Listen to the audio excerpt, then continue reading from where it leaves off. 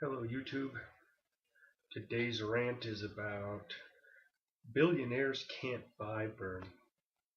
I see a lot of those bumper stickers still, and with all of the developments going on around the Clinton campaign, I imagine there's some Bernie supporters who are thinking he might end up back on the DNC ticket somehow.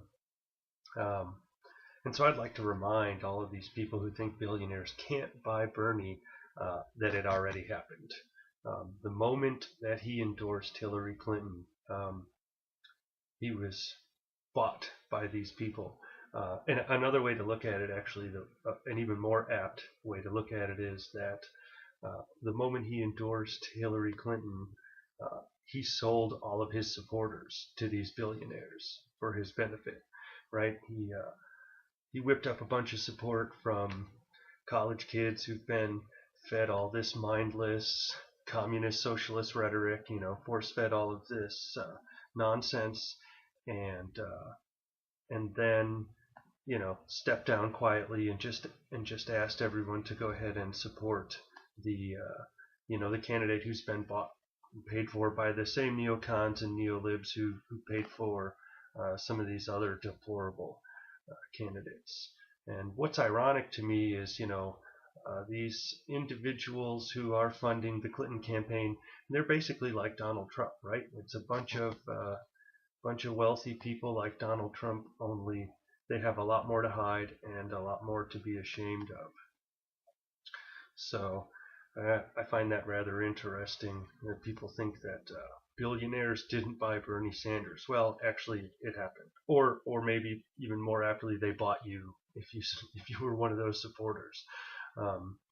So, and another interesting note is that I'm not sure if a lot of people realize this, right? But when someone's politicking and they're campaigning to be president and they're collecting all these campaign funds, if they step down, they get to keep all those campaign funds, right? Essentially tax-free. It's sort of a perk, I guess, of trying to run for president. And so what did Bernie Sanders do once he stepped down? He turned around and he bought himself a third house, right? A third house for $600,000, I think, right? So where's the socialist communist values in that? Where's the share and share alike? If he really wanted to help people who can't afford college, all this free college nonsense, why didn't he take those campaign funds and put them into, towards some kind of scholarship that helps people, pay for college or something? It's because he doesn't give a fuck, right? He was just up there talking a bunch of shit.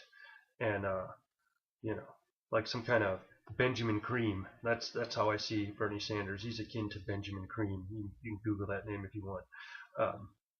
But yeah, so I hope this new $600,000 house he bought, I hope that someday when he's off safe and sound in one of his other homes, that a satellite comes falling out of the sky and crashes into the house and just burns it to the ground.